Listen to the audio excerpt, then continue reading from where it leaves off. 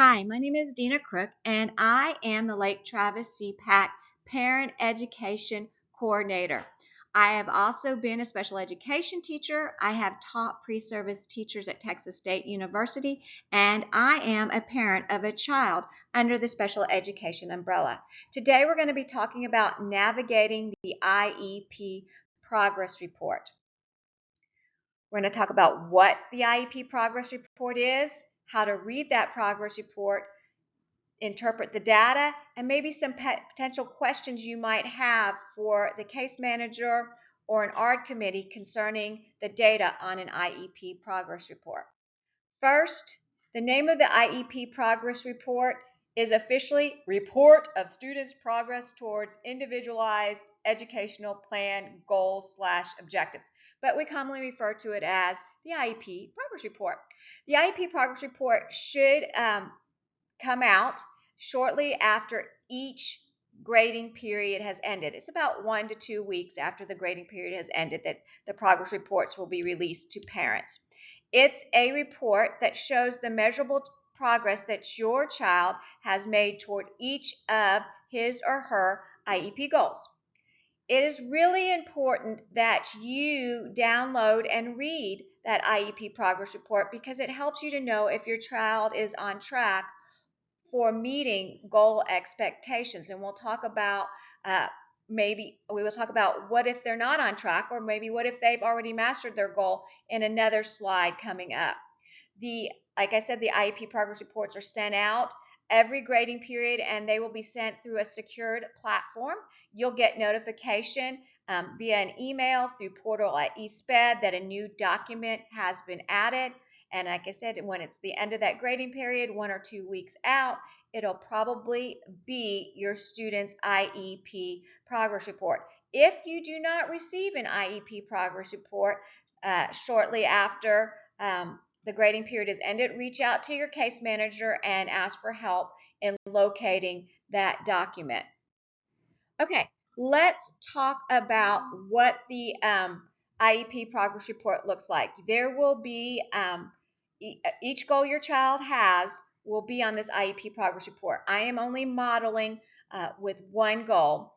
This is the one annual goal, and it's highlighted in purple, and it says by the end of the IEP year, when given a grade level text, DIBELS, student will read 124 words correct per minute with a minimum of 92% accuracy on a grade level fluency informal assessment and 2 out of 3 consecutive opportunities. Okay, so let's start with the green. The green is the measurement. So this is going to be the way we're going to be able to track progress on whether this progress of the student on the goal. So when I look down into the date of the progress report, which is 10/15, and I look over, there's some more green that says DIBELS passage 1, 2, and 3. And so I see that, yes, it looks like this student is making good progress. And you go, wait a minute, the goal says 124 words correct per minute. And they're only reading 101, 105, and 106. Well, let's talk about that. There are 4 grading periods in the IEP progress report. This only happens to be the first grading period for this student. And so when I look, I'm not going to be too concerned, and we'll see why in a minute when we look at baseline data, because this child, as the blue box indicates, is making sufficient progress towards their goal. So the box is checked yes, they're on target for meeting their goal. Then we see the yellow highlighted box, which says NA, is there any further action that needs to happen? And it's not applicable to take any further action because the child is making adequate progress to meet the goal by the end of the IEP year. Now let's say that the box was checked no. Then further action should not say NA, it should be let's have maybe a review ARD, and let's talk about if this goal is developmentally appropriate for the student, or do we need to add in some more supports and services to help the child meet that IEP goal. If the box is checked no, and you see NA, that's going to be a little flag that maybe I need to reach out and talk to the case manager. Hey, You don't think they're making enough progress, but there's no action needed. Let's talk about this and what are your suggestions? And if your parent gut instinct says we need to have a review ARD, you can call a review ARD, and the reason would be is that your child is not making sufficient progress to make to meet their annual goal. And that's what you would write in your email. Now, some annual goals have objectives, and there would be 4 objectives that could be written underneath the goal. Each objective usually reflects a grading period. So if there was an objective written underneath the goal, you will read the objective of the goal and you will see that you have the same things. Has the child met the objective or not met the objective? And that'll help you to do that. So not all goals have objectives, but if this goal did have an objective, I would scroll my eyes down, look for objective 1, which would be in the first grading period of the year. And the only reason I say it's the first grading period is because this IEP started in the very first grading period at the beginning of the school year, 8/21/24. Now, how do we interpret the data on the IEP progress report? We want to see if they're making measurable progress. In order to see where a child is, you have to know, or if a child's making measurable progress, you have to know where they have been.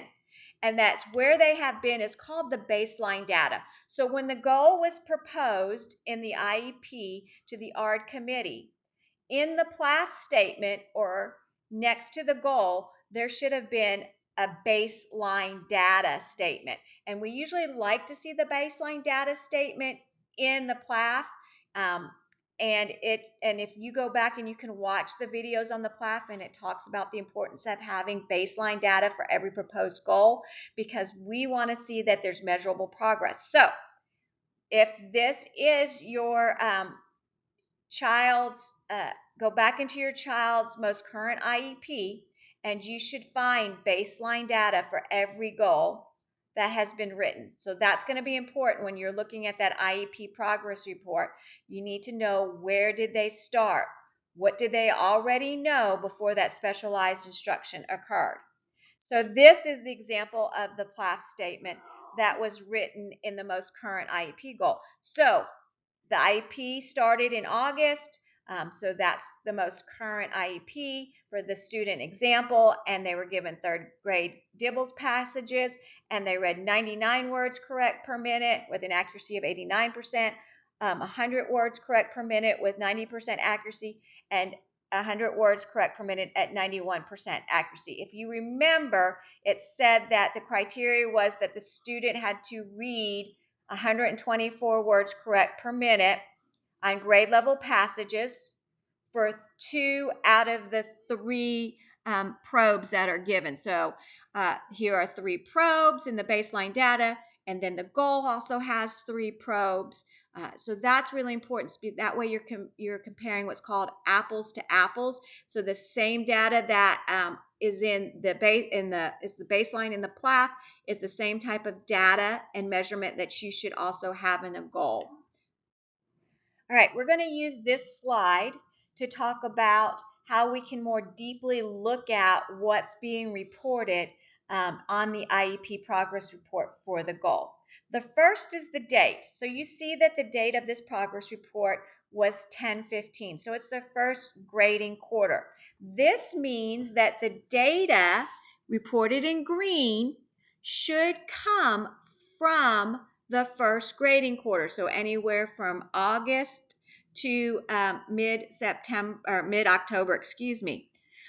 I have seen progress reports, for example, that were given in the second grading quarter, but the data reported came from September. September falls within the first grading quarter.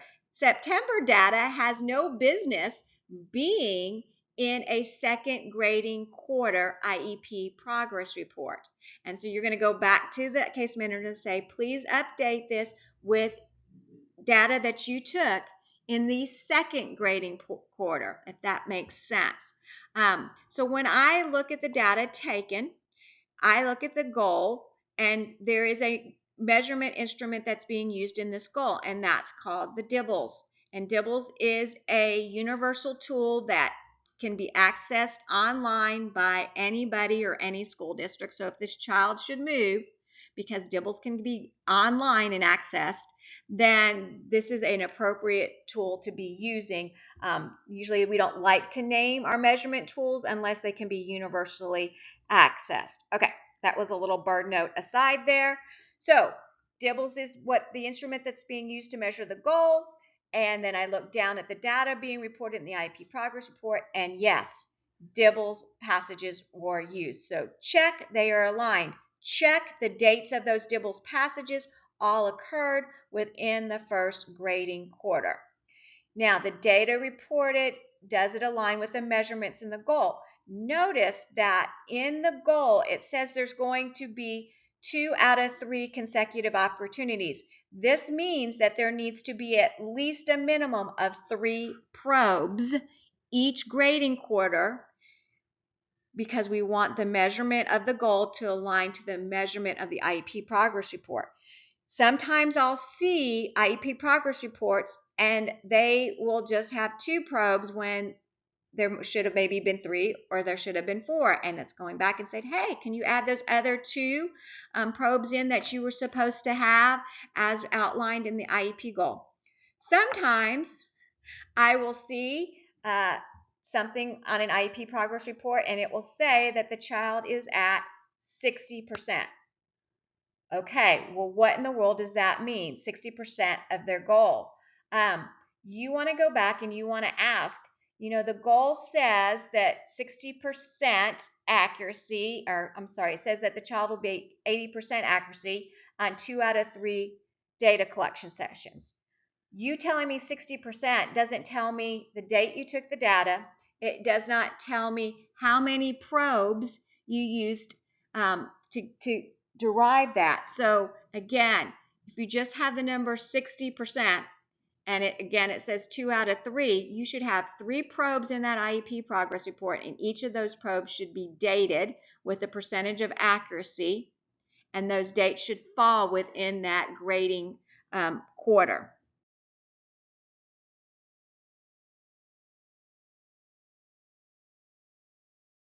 Okay, so interpretation of this IEP goal and the data that was taken. I'm going to go back and remind you that the baseline data that was reported in the August IEP in the PLAF section had the child reading at 99 words correct per minute, 100 words correct per minute, and 100 words correct per minute for the third probe. So in one grading quarter, this child has grown and increased their amount of words correct read per minute to 101, 105, and 106. And the percentage of accuracy at which they've read is staying steady. That's okay because they're reading more words correct per minute. So this interpretation is, yes, the child is making good measurable progress to being able to achieve their goal by the end of the IEP year. Let's talk about some potential questions you might come across or might have as you're trying to interpret the data and read the IEP progress report. First of all, what if you need more help understanding the IEP progress report? Reach out to your case manager. They're there to help you be able to understand and clarify any data on the IEP progress report. So don't be afraid to ask.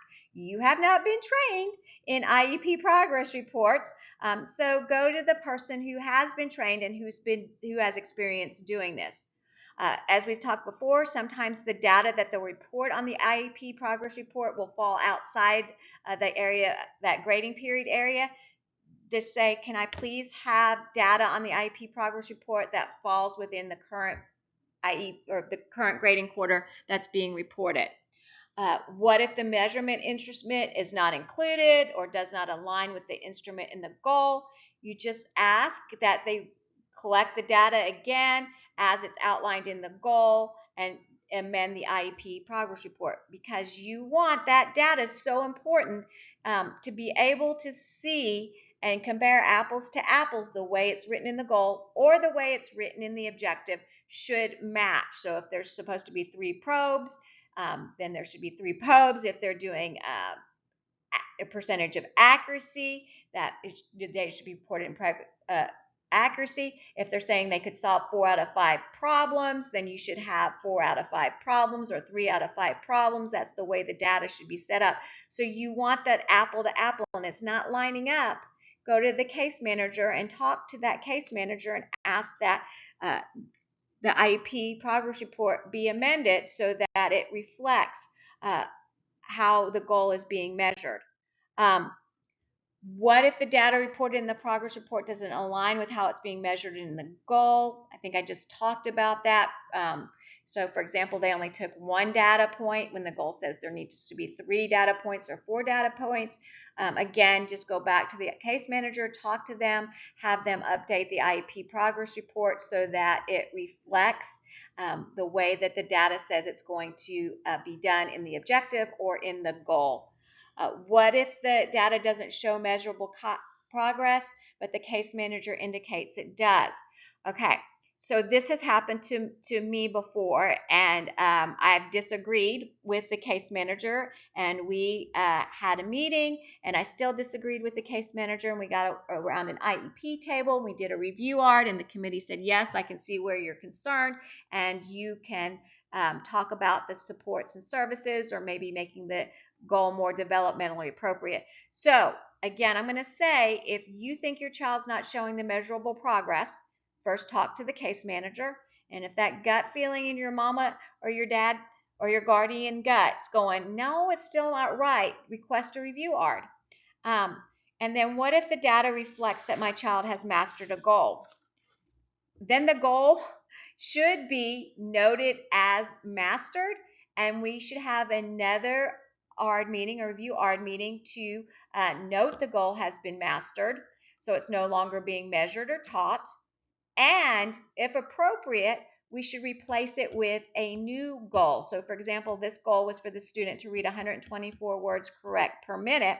Let's say in the 3rd grading period of the IEP year, the child has mastered that goal. Then you will say, hey, let's go ahead and increase that words correct per minute in the goal, so that we're not working on the same goal. We have a new goal to work towards, and it's going to be developmentally appropriate to that one last grading period before the IEP annual ARD is held. All right, I hope that helps you with interpreting your child's IEP progress report. If you have questions, reach out to the case manager. It is okay for you to ask questions.